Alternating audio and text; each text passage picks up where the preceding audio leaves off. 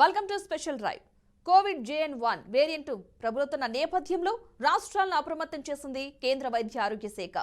దీనిపై ఆ శాఖ కార్యదర్శి సుధాంశు పంత్ సోమవారం అన్ని రాష్ట్రాల ప్రభుత్వ ప్రధాన కార్యదర్శులకు లేఖ రాశారు. ఇటీవల కేరళ లాంటి కొన్ని రాష్ట్రాల్లో కోవిడ్ కేసులు పెరిగాయని, ఇదే సమయంలో కొత్త వేరియంట్ ప్రభావం పెరుగుతోందని పేర్కొన్నారు. అందువల్ల అన్ని ప్రభుత్వాలు తగిన నియంత్రణ చర్యలు చేపట్టాలని సూచించారు సుధాంత్ పంత్.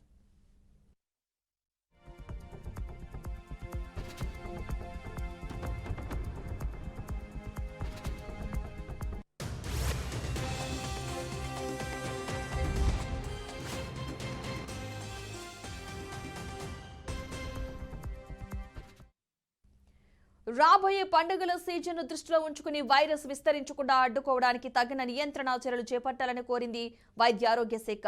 కేంద్ర ప్రభుత్వం ఇదివరకు జారీ చేసిన కోవిడ్-19 నియంత్రణ మార్గదర్శకాలను అమలు చేయాలంది. జిల్లాల వారీగా ఆసుపత్రులకు వచ్చే ILI, CIRIలు రోగులకైతే నిరంతర పర్యవేక్షించాలంటూ కూడా తెలిపింది. వారి వివరాలు కూడా ఇంటిగ్రేటెడ్ హెల్త్ ఇన్ఫర్మేషన్ ప్లాట్ఫామ్ లో నమోదు చేసి కేసుల పెరుగుదలను తొలి దశలోనే పసిగట్టాలంది ఆరోగ్య శాఖ.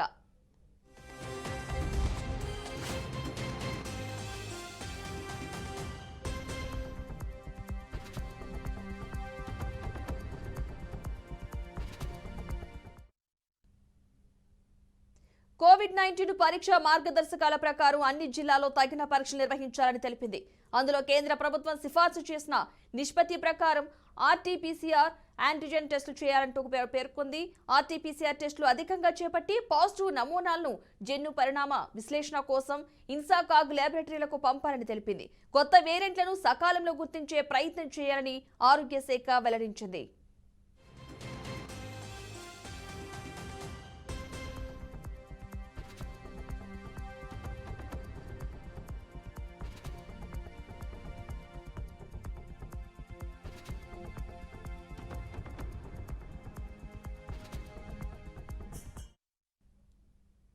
కోవిడ్-19 నియంత్రణకు గతంలో మాదిరే సమాజ సహకారం అవసరమని అభిప్రాయపడింది ఆరోగ్య శాఖ. దగ్గేటప్పుడు, తుమ్మేటప్పుడు తగిన జాగ్రత్తలు తీసుకునేలా ప్రోత్సహించాలని కోరింది. JN.1 వేరియంట్ సోకిన వారిలో రోగ లక్షణాలు ఎలా ఉంటాయన్నది ఇంకా పూర్తిగా తెలియలేదు. సాధారణంగా కోవిడ్-19 సోకినప్పుడు కనిపించే లక్షణాలే కనిపించవచ్చు. అయితే ఈ వేరియంట్ సోకినప్పుడు ప్రభావం తీవ్రంగా ఉంటుందనే సంకేతం ఏమీ లేదు. దీనివల్ల ప్రజారోగ్యానికి ముప్పు పెరిగే ప్రమాదం ఉందన్న సంకేతం కూడా లేదు.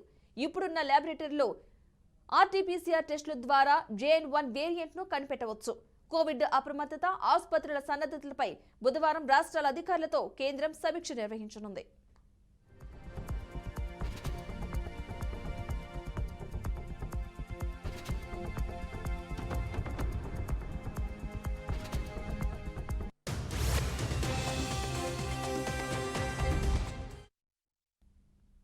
కరోనా మళ్లీ విజృంభిస్తోంది. కొత్త రూపంలో ప్రజలపై దాడి చేస్తోంది. కేరళలో 300 కొత్త కేసులు నమోదు కాగా 3 చనిపోయారు.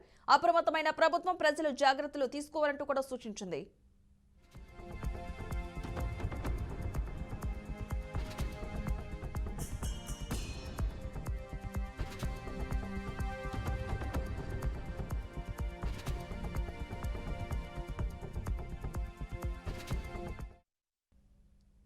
కరోనా కలిగించిన నష్టం అందరికీ ఇంకా కళ్ల ముందు కనబడుతూనే ఉంది. లక్షలాది మంది ప్రాణాలు పొట్టన పెట్టుకున్న ఈ వ్యాధి ప్రపంచాన్ని ఓ కుదుపు కుదిపేస్తుంది.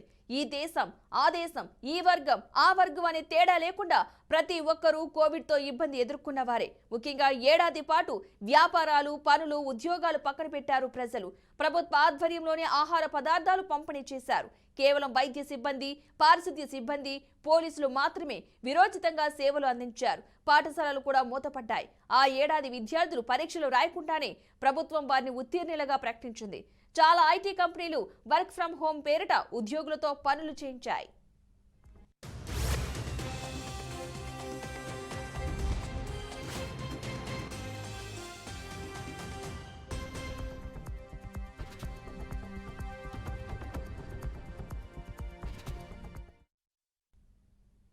కోవిడ్-19 బారిన పడిన వారు లక్షల్లో ఉండగా ఎట్టకేలకు హైదరాబాద్ నగరంలో ఓ ఫార్మా సంస్థ కరోనాకు మందు కనిపెట్టింది. కేంద్ర ప్రభుత్వం ప్రజలందరికీ టీకాలు ఉచితంగా 3 దఫాలుగా వేయించింది. మొదటి డోస్ వేయించిన తర్వాత రెండోది, అనంతరం బూస్టర్ డోస్ పేరిట చివరి టీకా అందజేసింది. వ్యాధి తీవ్రత ప్రపంచవ్యాప్తంగా తగ్గుముఖం పట్టడంతో ప్రజలు ఊపిరి పీల్చుకున్నారు. క్రమంగా తమ పనులకు ఉపక్రమించారు. రెండో ఏడాది మరో రూపంలో కరోనా వ్యాప్తి చెందింది. ఆల్ఫా డెల్టా అంటూ పలు రూపాల్లో ప్రభావం చూపింది. క్రమంగా వ్యాధి తీవ్రత తగ్గి ప్రజలు ఊపిరి పీల్చుకున్న తరుణంలో మళ్లీ కొత్త రూపంలో కరోనా పంజా విసురుతోంది.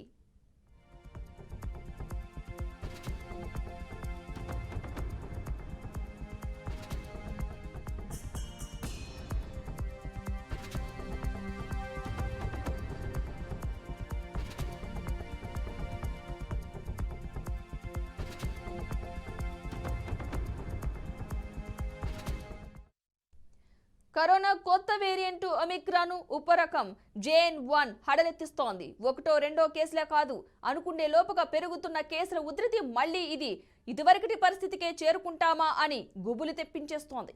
ఇప్పటికే నిపుణులు భయపడొద్దని సూచిస్తూ మాస్కులు ధరించాలని, సామాజిక దూరం పాటించాలని చెబుతుంటే ప్రజలు మాత్రం మళ్లీ టెన్షనే అని భయాందోళనకు గురవుతున్నారు. దీని గురించి మరో బూస్టర్ తీసుకోవాలా అని ప్రజల్లో సందేహాలు తలెత్తుతున్నాయి.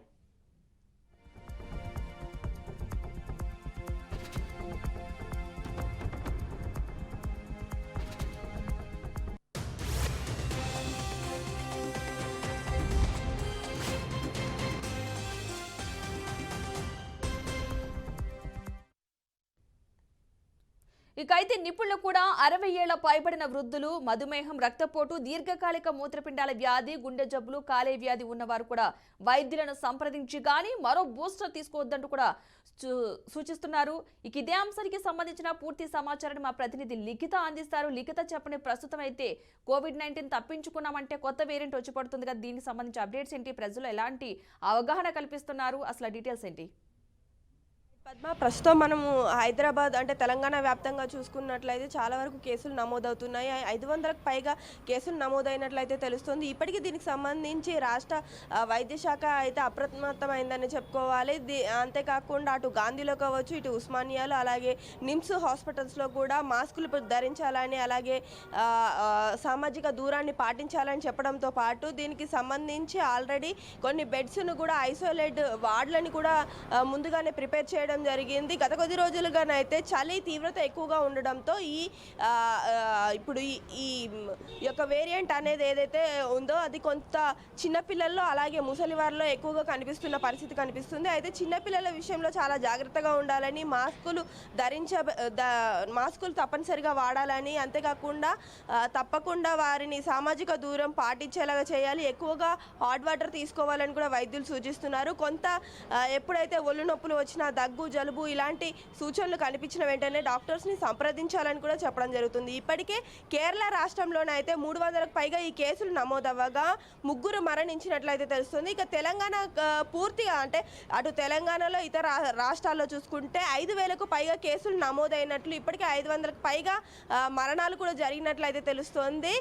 దీనికి సంబంధించి ఎప్పటికప్పుడు కూడా వైద్య శాఖ అయితే ఎప్పుడు కూడా అన్ని ఏర్పాట్లు చేస్తున్నారు.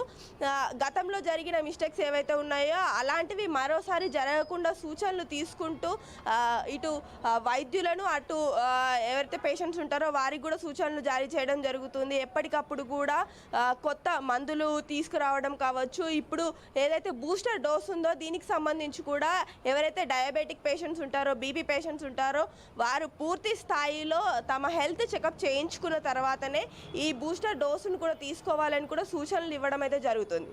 అయితే లేదంటే ఈ బూస్టర్ డోస్ని ఆల్రెడీ ఇవ్వడం జరిగిందా? అంటే ఎవరి మీదన్నా కొత్తగా ఇప్పుడు ఈ వేరియంట్ వచ్చిన వాళ్ళ మీదకి ఇవ్వడం ఏమైనా జరిగిందా ఈ బూస్టర్ డోస్ని? అయితే ప్రస్తుతానికైతే ఈ బూస్టర్ డోస్కు సంబంధించి అయితే కొన్ని టెస్టులు అయితే జరుగుతున్నాయి. ఎందుకంటే ఎవరిపైన ఈ బూస్టర్ డోస్ అనేది ప్రయోగించాలి అంటే ఎంతవరకు, ఏ స్టేజ్ వరకు ఇది వెళ్తుంది, ఎంతవరకు వెళ్తుంది అనేది కొంతవరకు అయితే పరీక్షలు జరుగుతున్న సూచనలు అయితే కనిపిస్తుంది. ఇప్పటివరకు అయితే ఎవరికి ఇవ్వలేదు, కానీ ఇవ్వాలి అన్న ఆలోచనలోనైతే ఉన్నారు అనే ఒక ఇదిలోనైతే ఉంది. ఎందుకంటే మరొకసారి లాస్ట్ టైం ఎలాగైతే కరోనా కోవిడ్-19 వచ్చినప్పుడు ఎలాంటి ఇబ్బందులు అయితే ఎదుర్కొన్నారో అలాంటి ఇబ్బందులు ఎదుర్కోకుండా ఉండాలి అని అంటే తప్పకుండా త్వరగానే ఈ మందును రిలీజ్ చేయాలన్న ఆలోచనలోనైతే ఉన్నారు. అంటే కొన్ని వైద్యులు మాత్రము వేసుకుంటేనే మంచిదని చెప్తున్నప్పటికీ కూడా కొంతవరకు జాగ్రత్తలు కూడా పాటించాలి అన్న మాటలు అయితే వినిపిస్తున్న పరిస్థితి కనిపిస్తుంది. అంతేకాకుండా ఎప్పటికప్పుడు కూడా ప్రజలు అప్రమత్తంగా ఉండాలని, అవసరం ఉంటేనే బయటికి రావాలి, మాస్క్ తప్పకుండా ధరించాలి, అలాగే మరోసారి శానిటైజర్లు కూడా వాడాలని కూడా చెప్తున్నారు. ఎప్పటికప్పుడు కూడా ఎంత జాగ్రత్తగా ఉంటే అంత బాగుంటుంది. అంటే అప్పుడు గతంలో ఉన్నంత ఎఫెక్టివ్గా ఉండకపోయినా కానీ కొంతవరకు ఎఫెక్ట్ అనేది చూపిస్తుంది. అంటే పూర్తిగా మరణాల సంఖ్య పెరిగే శాతం తక్కువ ఉన్నప్పటికి కూడా ఒక వారం 10 రోజుల వరకు ఈ దగ్గు జలుబు అనే ఇవేవైతే ఉన్నాయో ఆ ప్రాబ్లమ్స్ అయితే ఎక్కువ శాతం ఉండే అవకాశం ఉంది. కానీ చిన్నపిల్లలు, ముసలివారు అంటే ఇమ్యూనిటీ పవర్ ఎవరిలోనైతే తక్కువగా ఉంటుందో వారు మాత్రం చాలా జాగ్రత్తగా ఉండాలంటే ముసలివారు కావచ్చు, అంటే 40 ఏళ్ళ పైబడిన వారు కావచ్చు, తర్వాత 10 ఏళ్ల లోపు పిల్లలు కావచ్చు, చాలా జాగ్రత్తగా ఉండాలని అయితే డాక్టర్లు సూచించడం అయితే జరుగుతుంది.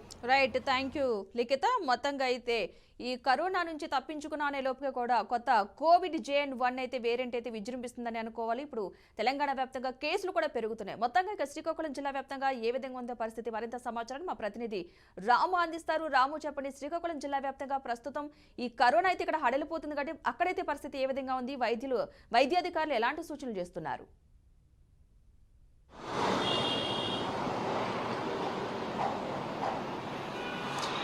పద్మ, శ్రీకాకుళం సంబంధించి ఇప్పటికే వైద్య అధికారులు DMHO వాళ్ళు కొన్ని నిబంధనలు అయితే విధించారు. స్కూల్స్కి కానీ బహిరంగ ప్రదేశాల్లో కానీ కంపల్సరీగా మాస్క్ ధరించాలి, శానిటైజర్ వాడాలి విడిదిగానే చెప్తున్నారు. అయితే కరోనా సంబంధించి కరోనా అంత ముప్పు ఉండకపోవచ్చు. ఈ JN.1 వైరస్ సంబంధించి అయితే అంత ప్రమాదం అయితే పొంచి లేదని చెప్తున్నారు. ఏదైనప్పుడు కూడా వింటర్ సీజన్లో జనరల్గా వచ్చే ఫీవర్స్, జలుబు నుంచి కూడా ప్రజలైతే కొంత ప్యానిక్ అవుతున్నారని చెప్పుకోవచ్చు. ఇప్పటికే గవర్నమెంట్ హాస్పిటల్ సంబంధించి అయితే ప్రత్యేక వార్డులు కూడా ఏర్పాటు చేశారు. వార్డులు చేయడంతో పాటు ఆక్సిజన్ మిగతావన్నీ కూడా ఆల్రెడీ అందుబాటులో తెచ్చిన పరిస్థితి అయితే కనిపిస్తుంది. ఏదైనప్పుడు కూడా JN.1 సంబంధించి వైరస్ సంబంధించి WHO కూడా ఒక స్పష్టమైన ఆదేశాలు ఇచ్చింది. కరోనా అంత ముప్పు ఉండకపోవచ్చని చెప్పినప్పుడు కూడా అయితే కరోనా నుంచి ఇప్పటికీ ఆ చేదు జ్ఞాపకాలు మర్చిపోలేని ప్రజలైతే కొంత ప్యానిక్ అవుతున్నారు అనేది అయితే తెలుస్తుంది. అయితే ఇప్పటివరకు ఏమైనా కేసులు నమోదవడం జరిగింది అక్కడ దీనికి సంబంధించి?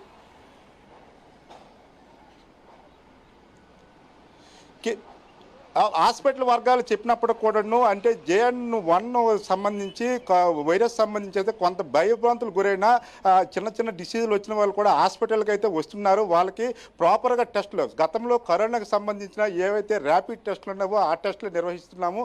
అందులో ఇంతవరకు అయితే ఎటువంటి పాజిటివ్ రాలేదు. కానీ ప్రజలైతే ఏ చిన్న ఫీవర్ కానీ దగ్గు కానీ జలుబు కానీ వచ్చినా సరే ఇప్పుడు అయితే ఎక్కువగా లైన్లు కడుతున్నారని మాత్రం హాస్పిటల్ వర్గాలు అయితే చెప్తున్నవి. దీంట్లో భయాందోళన చెందవలసిన అవసరం అయితే లేదని చెప్తున్నవి. గతంలో మనం కరోనా సంబంధించి ఎలాంటి ట్రీట్మెంట్ మనం అందించామో అదే ట్రీట్మెంట్ కూడా దీన్ని కొనసాగుతుంది. లాస్ట్ గతంలో మనకి ఏదైతే వ్యాక్సిన్ వేసుకున్నారో వ్యాక్సిన్ వేసుకున్న వరకు కూడా ముప్పు అనేది కొంచెం తగ్గే అవకాశాలు ఉన్నవి. అందుకు ఆందోళన చెందవలసిన అవసరం లేదైతే మాత్రం హాస్పిటల్ వర్గాలు చెప్తున్నాయి. రైట్, థ్యాంక్ యూ రాము. మొత్తంగా అయితే కనుక ఈ కరోనా కేసులు అయితే కొత్తగా JN.1 వేరియంట్ అయితే లక్షణాలు కనిపిస్తున్నట్లుగా అయితే తెలుస్తోంది. మొత్తంగా తెలంగాణ వ్యాప్తంగా ఇప్పటివరకు కూడా కొన్ని కేసులు అయితే నమోదైనట్లుగా తెలుస్తుంది. WHO కూడా దీనికి సంబంధించి అయితే ఇప్పుడు కూడా జాగ్రత్తలు తీసుకోవాల్సిన అవసరం ఉందంటున్నారు. కొంతమందికి సీజన్ చేంజ్ అవడం కూడా, కోల్డ్ చేయడం, కాఫ్ లాంటివి ఉంటూ ఉంటాయి. కానీ అవి కూడా ఒకవేళ JN.1 లక్షణాలా అన్నదాన్ని కూడా ఇంకా నిర్ధారణ అయితే చేయట్లేదు. సో అందరూ కూడా జాగ్రత్తగా ఉండాల్సిన సమయం ఆసన్నమైందని అనుకోవాలి. ప్రతి ఒక్కరు కూడా తప్పనిసరిగా మాస్కులు ధరించాలి, సామాజిక దూరం పాటించాలి, ఖచ్చితంగా శానిటైజర్ కూడా వాడాల్సిన అవసరం ఉందని చెబుతున్నారు వైద్యులు.